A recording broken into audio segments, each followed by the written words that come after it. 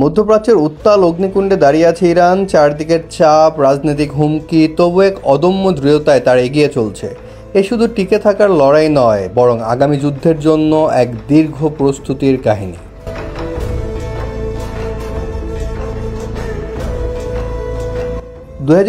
সালে তারা এগিয়ে এসেছে নতুন এক অধ্যায়ে। রাশিয়ার আকাশ থেকে এসেছে ভয়ঙ্কর নাম Su-35।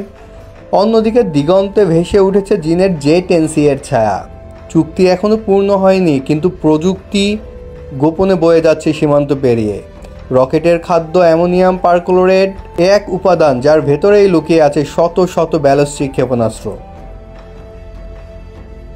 কিন্তু ইরান শুধু বাইরের ভরসায় থেমে নেই। আজ তাদের 90% অস্ত্র জন্ম নিচ্ছে নিজস্ব মাটিতেই। আকাশে ড্রোন, মাটিতে ট্যাঙ্ক, সাগরে রাডার ও যুদ্ধজাহাজ, সবই যেন এক অবিরাম যাত্রার ফল।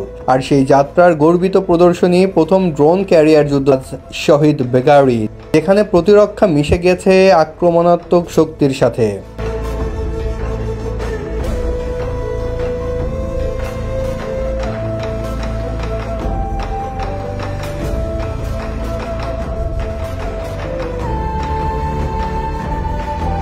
সবকিছু শেষ কথাটি পরিষ্কার। ইরান গড়ছে নিজেদের সামরিক সাম্রাজ্য রাশিয়া ও চীনের হাত ধরে, আর নিজের উদ্ভাবনের জ্বালানিতে তারা এগোচ্ছে এক অজানা ভবিষ্যতের পথে। কিন্তু প্রশ্ন এখনো জেগে থাকে, মধ্যপ্রাচ্যের এই অস্থির সমীকরণে কে হবে মিত্র আর কে হবে প্রতিদ্বন্দ্বী?